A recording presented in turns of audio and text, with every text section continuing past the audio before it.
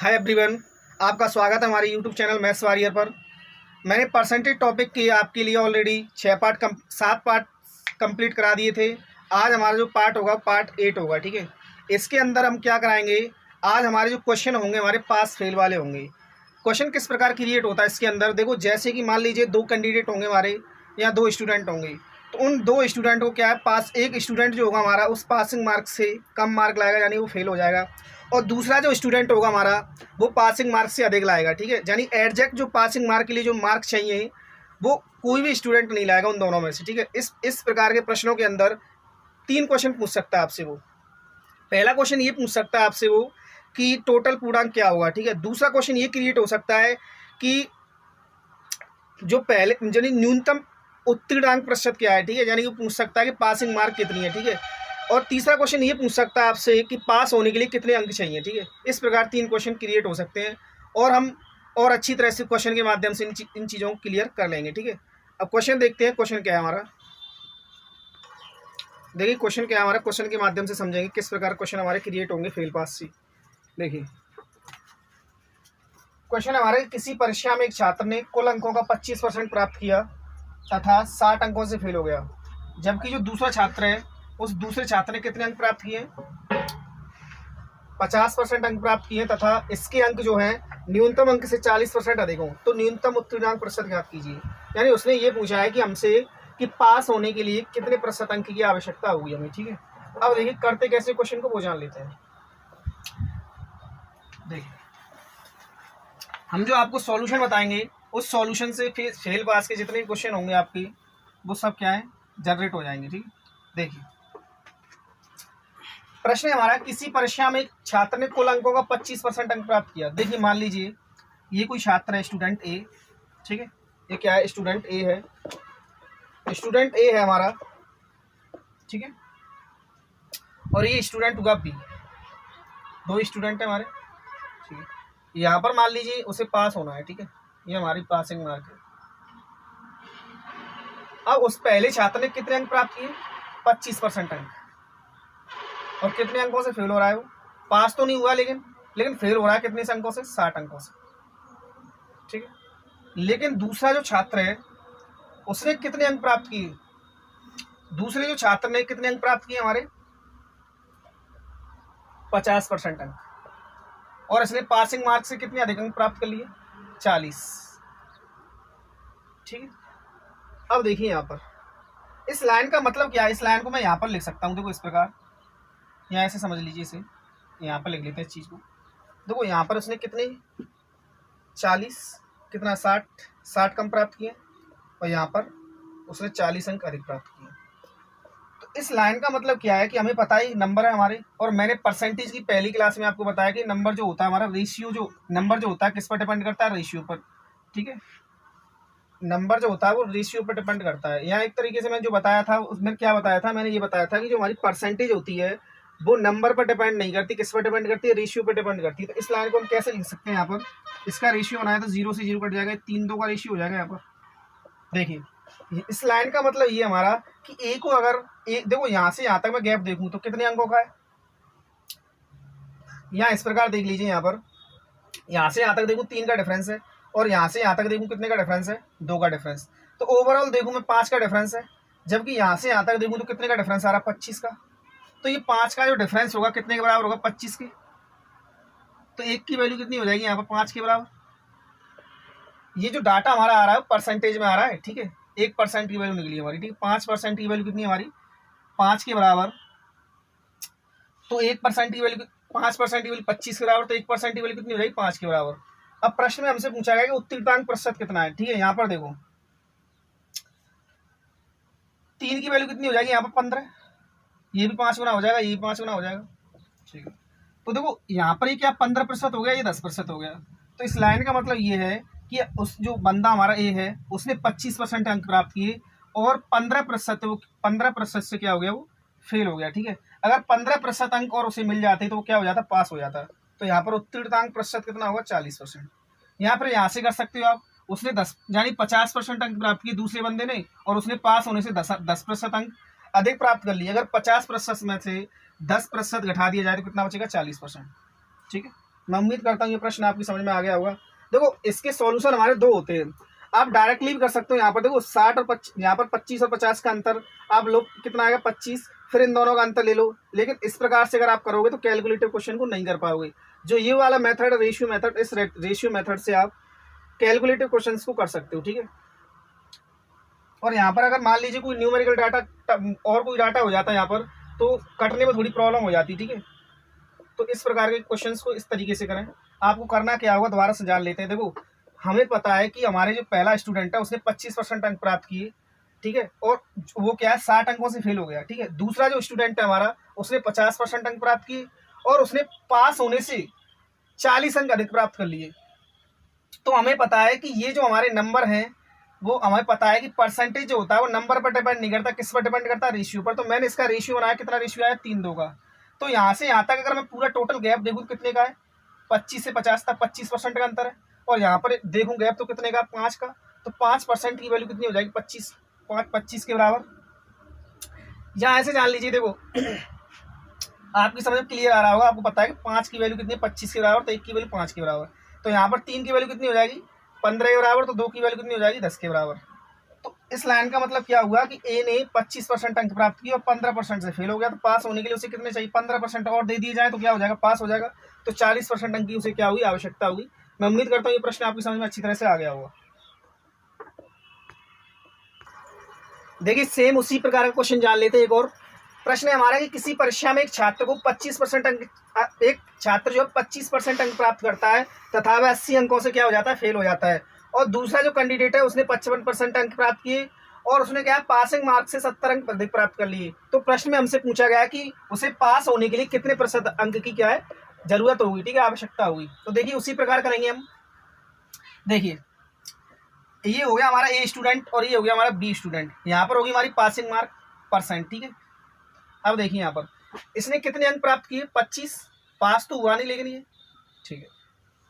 अब देखिए दूसरा जो स्टूडेंट है, लेकिन यहाँ पर देखो 25% अंक प्राप्त किए उसने और कितने अंकों से क्या हो रहा है, फेल, 80 अंकों से फेल हो रहा है। दूसरा जो स्टूडेंट है उसने कितने अंक प्राप्त किए, 55। इसने भी क्या किया, ये भी एग्जैक्ट तरीके से पास नहीं हुआ, इसने क्या पास से अधिक अंक प्राप्त किए। कितने अंक अधिक प्राप्त किए, 70। अब देखिए यहाँ पर तो हमें करना क्या होगा, ये जो नंबर दे रखे हैं हमें क्या करना होगा, इनका रेशियो बनाना होगा। रेशियो कैसे बनेगा, इनका 0 से 0 कैंसिल आउट हो जाएगी। तो कितना बचेगा, 8 और 7 का रेशियो आएगा। तो इस लाइन का मतलब क्या है कि यहाँ से यहाँ तक हम देखेंगे कितना अंतर है। तो यहाँ से यहाँ तक अगर मैं अंतर देखूँ कितने का आ रहा है, 30 का आ रहा है। और यहाँ से यहाँ तक का अंतर देखूँ तो कितना आ रहा है, 15। तो 15 की वैल्यू किसके बराबर होगी, 30 के बराबर। तो 1 की वैल्यू किसके बराबर हो जाएगी, 2 के बराबर। डायरेक्टली कर सकते हैं हम। 15 की वैल्यू 30 के बराबर, तो 1 की वैल्यू 2 के बराबर। तो इस प्रकार 8 की वैल्यू कितनी हो जाएगी, 16 के बराबर। और इसी प्रकार 7 की वैल्यू कितनी हो जाएगी, 14 के बराबर। क्योंकि हमें पता है कि 1 की जो वैल्यू है, यानी 1 जो आ रहा है वो 2 गुने के बराबर आ रहा है। तो 8 क्या, इसको भी 2 गुना करना पड़ेगा, इसको भी 2 गुना करना पड़ेगा। तो इस लाइन से हमारा क्या निष्कर्ष निकल के आता है कि हमारा जो ए है उसने 25% अंक प्राप्त किए और वो क्या है 16% अंक से क्या हो गया, फेल हो गया। अगर इस पहले स्टूडेंट को अगर 16% अंक और मिल जाते तो ये एग्जैक्ट तरीके से पास हो जाता। हमें करना क्या होगा, इसको क्या है 16% अंक दे देते हैं। अगर 25 में अगर हम 16 को ऐड करेंगे कितना आएगा हमारा, 41% क्या है हमारा पासिंग मार्क। यहाँ पर इस दूसरे स्टूडेंट से इसको कन्वर्ट कर सकते हैं। हमें पता है कि दूसरा जो स्टूडेंट है हमारा उसने 55% क्या है हमारे अंक गेन किए हैं, ठीक है। और यहाँ पर जो क्या है, ये 14 जो है 14 क्या है, इसने क्या अधिक अंक प्राप्त किए। अगर इसके यानी 55 में से 14% अंक को अगर कम कर दिया जाए तो इसके एग्जैक्ट पास होने के मार्क होंगे। तो 55 में से अगर 14 को कम करेंगे तो आएगा 41, ठीक है। किसी भी प्रकार से आप दोनों तरीके से, यानी दोनों स्टूडेंट से कंबाइंड तरीके से आप कर सकते हैं, ठीक है। मैं उम्मीद करता हूँ इस प्रकार के आपके 2 क्वेश्चन हो गए। ये जो क्वेश्चन है आपकी अच्छी तरह से समझ में आ गए होंगे। देखिए नेक्स्ट क्वेश्चन जान लेते हैं हम। अगर आप उस तरीके से करते जो आपको क्लासों में सिखाया गया है तो उस तरीके से इस क्वेश्चन को आप क्रिएट नहीं कर पाते। देखो हमने जो रेशियो मेथड सिखाया उससे आप इसे क्या है कर दोगे क्वेश्चन को, ठीक है। यहाँ पर क्या है कि एक ने तो न्यूमेरिकल डाटा दे रखा है एक स्टूडेंट के लिए, दूसरे स्टूडेंट के लिए न्यूमेरिकल डाटा नहीं दे रखा है, उसने क्या दे रखा है, परसेंट दे रखा है। देखो प्रश्न क्या है, इसको पढ़कर जान लेते हैं। एक छात्र जो है किसी परीक्षा में 30% अंक गेन करता है तथा 40 अंकों से क्या हो जाता है, फेल हो जाता है। जबकि जो दूसरा स्टूडेंट है उसने 40% अंक प्राप्त किए और जो है न्यूनतम पासिंग मार्क जो है परसेंटेज में वो क्या है 25% अधिक प्राप्त कर लेता है। ठीक है, तो इस परीक्षा का पूर्णांक ज्ञात करो। ठीक है, देखिए करते कैसे वो जान लेते हैं। स्टूडेंट हमारे दो हैं, ये पहला स्टूडेंट हो गया, इससे दूसरा वाला स्टूडेंट, ये होगी हमारी पासिंग परसेंटेज। ठीक है, अब देखिए पहले वाले स्टूडेंट ने हमारे 30% अंक प्राप्त किए और दूसरा वाला जो स्टूडेंट है उसने 40% अंक प्राप्त किए। यहाँ तक कोई कंफ्यूजिंग नहीं होगा आपको। और इसने एक लाइन बोली है कि ये जो है 30% अंक तो प्राप्त करता है लेकिन 40 अंकों से फेल हो जाता है। ठीक है, 40 अंकों से फेल हो जाता है पहला वाला स्टूडेंट।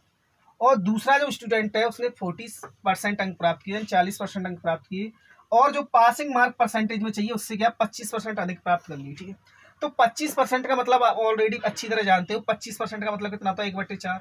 तो इस लाइन का मतलब ये है अगर उसे पास होने के लिए 4% चाहिए तो उसने 1% अधिक अंक प्राप्त कर लिया। तो कितना अंक प्राप्त कर लिया उसने 5% अंक प्राप्त कर लिए। ठीक, यहाँ पर हम इसे ऐसे ले सकते हैं कि इसने कितने प्राप्त किए 5% और इसे चाहिए कितने पास होने के लिए 4%। तो हमें यहाँ से इतना दिख रहा है, देखो रिजल्ट दिख रहा है हमें, ये जो है सेकंड स्टूडेंट ने 5% कितना गुना अधिक प्राप्त किया 8 गुना। तो इसको भी क्या कर देंगे हम 8 गुना कर लो। जब इसको हम 8 गुना करेंगे क्या बात है,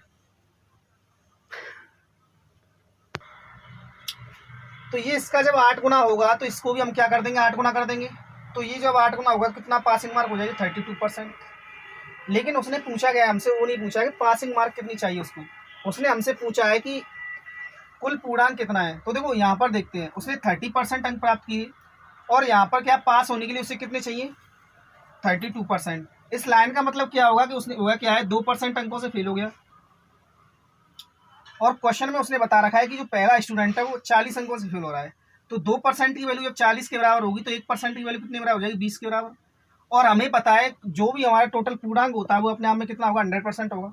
तो 100% की वैल्यू कितनी हो जाएगी 2000। जो हमारा एग्जाम का जो टोटल पूर्णांक होगा वो कितना होगा 2000। ठीक है, देखो एक बार और जान लेते हैं प्रश्न क्या है हमारा। प्रश्न कह रहा है कि एक जो स्टूडेंट है हमारा 30% अंक प्राप्त करता है और 40 अंकों से फेल हो जाता है। दूसरा जबकि स्टूडेंट है हमारा वो 40% अंक प्राप्त करता है और पासिंग प्रतिशत से क्या 25% अधिक प्राप्त कर लेता है। ठीक है, तो उसने पूछा हमसे कि इस परीक्षा में जो टोटल पूर्णांक है वो परीक्षा का पूर्णांक कितना है। ठीक है, हमने किया क्या है देखो यहाँ पर देख लेते हैं। हमें पता है कि 25% का मतलब होता है 1/4। तो 4 का मतलब क्या है कि उसे पास होने के लिए अगर 4% चाहिए तो उसने एक क्या है अधिक प्राप्त किया है। तो उसने कितने परसेंट अधिक प्राप्त मतलब कितना परसेंट अंक प्राप्त किया 5%। यहाँ पर अगर हम देखें तो 5% जबकि उसने प्राप्त कितने किए 40%। तो ये इसका कितना गुना है 8 गुना। तो इसका जब 8 गुना ये है तो इसको भी क्या कर देंगे 8 गुना। तो जब 4 का 8 गुना करेंगे तो कितना हो जाएगा 32%। ठीक, अब देखिए यहाँ पर अब हमें पता है कि पहले जो स्टूडेंट है हमारा पहला जो स्टूडेंट है उसने क्या 30% अंक प्राप्त किए हैं और कितने अंकों से फेल हो गया 40 अंकों से। ठीक है, लेकिन यहाँ पर अगर देखें तो कितना अंतर आ रहा है 2% का, क्योंकि जब उसे पास होने के लिए 32% अंक चाहिए उसने 30 अंक प्राप्त किए। तो इसका मतलब क्या 2% से फेल हो गया वो। तो 2% की वैल्यू कितने बराबर हुई 40 के बराबर। तो 1% की वैल्यू 20 के बराबर। इसी प्रकार हमें पता है कि जो हमारा टोटल पूर्णांक होता है वो कितना होता है 100% होता है अपने आप में। तो जितने भी अंक प्राप्त किए होंगे उसने 100% किए होंगे अपने आप में। तो 100% की वैल्यू कितनी हो जाएगी 2000। मैं उम्मीद करता हूँ प्रश्न आपकी समझ में अच्छी तरह से आ गया होगा। और नेक्स्ट क्वेश्चन इसी टाइप का देखेंगे हमें भी। देखिए नेक्स्ट क्वेश्चन देखते हैं उसी प्रकार का प्रश्न है हमारा कि किसी परीक्षा में एक छात्र ने 35% अंक गेन किए तथा वह 60 अंकों से क्या हो गया फेल हो गया। दूसरा जो स्टूडेंट है उसने 48% क्या अंक गेन किए और जो है वो जो है जो उत्तीर्णांक प्रतिशत है यानी पास होने के लिए उतना चाहिए उससे क्या 20% अंक उसने क्या कर लिया अधिक प्राप्त कर लिए। ठीक है, तो उसने पूछा इस परीक्षा का जो पूर्णांक है वो कितना है। ठीक है, देखिए स्टूडेंट हमारे दो हैं, इसको ए मान लिया इसको बी मान लिया। ठीक है, पासिंग मार्क हमारी यहाँ पर होगी। तो 35% इसने क्या किया गेन किया और कितने अंकों से फेल हो गया ये 60 अंकों से। ठीक है, 60 अंकों से फेल हो गया है। दूसरा वाला जो स्टूडेंट है उसने कितना अंक प्राप्त किया 48% और जो है कितने अंक अधिक प्राप्त किए उसने पासिंग मार्क से 20% अधिक क्या किया अधिक प्राप्त किए। तो 20% का मतलब आप अच्छी तरह से जानते हो कितना होता है 1/5। तो इस लाइन का मतलब यह है कि अगर उसे पास होने के लिए 5% अंक की आवश्यकता थी तो उसने कितने अधिक अंक प्राप्त किया 1% अधिक अंक प्राप्त किया। तो कितना प्राप्त कर लिया उसने 6%। ठीक है, तो उसने बी जो बंदा है हमारा उसने कितना प्राप्त किया 6%। लेकिन पास होने के लिए कितने चाहिए उसे, ये पासिंग है हमारा पास होने के लिए कितने चाहिए 5%, ठीक है 5%, ठीक। अब देखो यहाँ पर इस लाइन को अगर देखा जाए तो 6 इसका कितना गुना है। देखो हमारे हिसाब से अगर देखा जाए प्रश्न में जो दे रखा है, प्रश्न में दे रखा है 48% अंक प्राप्त करता बी, लेकिन यहाँ पर देख रहे हैं तो कितना अंक निकल रहा है क्वेश्चन की लैंग्वेज के हिसाब से 6%। तो ये इसका कितना गुना होगा 8 गुना। तो जब ये इसका 8 गुना है तो इसको भी क्या कर देंगे हम 8 गुना कर देंगे। तो ये इसका जब 8 गुना होगा तो कितना हो जाएगा 40%। तो पास होने के लिए उस बंदे को बंदे को कितना अंक चाहिए 40%। लेकिन प्रश्न में हमसे ये नहीं पूछा कि उसे पास होने के लिए कितने अंक चाहिए, प्रश्न में हमसे पूछा गया है कि कुल पूर्णांक कितना है परीक्षा का, ठीक है। अब देखिए हमारा जो ए स्टूडेंट है उसने 35% अंक प्राप्त किए और 40% अंक उसे क्या पास होने के लिए चाहिए। तो 5% अंकों से क्या हो गया वो फेल हो गया होगा वो, ठीक है। देखो 5% अंकों से फेल हो गया वो, ठीक है। जबकि यहाँ पर देखें तो कितना दे रखा है 60 अंकों से फेल हो रहा है। तो 5% की वैल्यू 60 के बराबर है, तो 1 की वैल्यू कितनी हो जाएगी 20, यानी कितने बराबर हो जाएगी 1 की वैल्यू 12 के बराबर। तो 1% की वैल्यू जब हमारी 12 के बराबर होगी तो टोटल जो पूर्णांक होता है वो अपने आप में कितना होता है 100%। तो 100% की वैल्यू कितनी हो जाएगी हमारी 100% की वैल्यू कितनी हो जाएगी हमारी 1200, ठीक है। तो इस एग्जाम का जो टोटल पूर्णांक है वो कितना है 1200, ठीक है। मैं उम्मीद करता हूँ प्रश्न आपकी समझ में पूरी तरह से आ गए होंगे।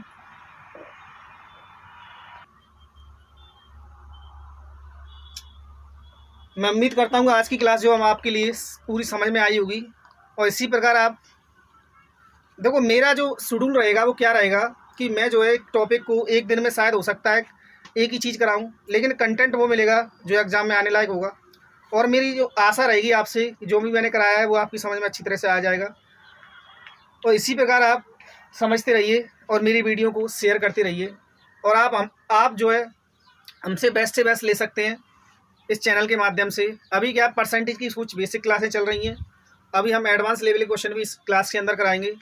ऐसा नहीं है कि ये क्वेश्चन जो है एग्जाम में आने लायक नहीं है, ये भी अच्छे एग्जाम में आने लायक क्वेश्चन है। जो अभी आपके सामने लिखा हुआ है स्क्रीन के ऊपर, ये बहुत अच्छा क्वेश्चन है। तो आप से एक ही रिक्वेस्ट है हमारी कि आप हमारी जो वीडियो हैं उनको क्या है ज़्यादा से ज़्यादा मात्रा में शेयर कीजिए। थैंक्स फॉर वॉचिंग मेरे प्यारे साथियों।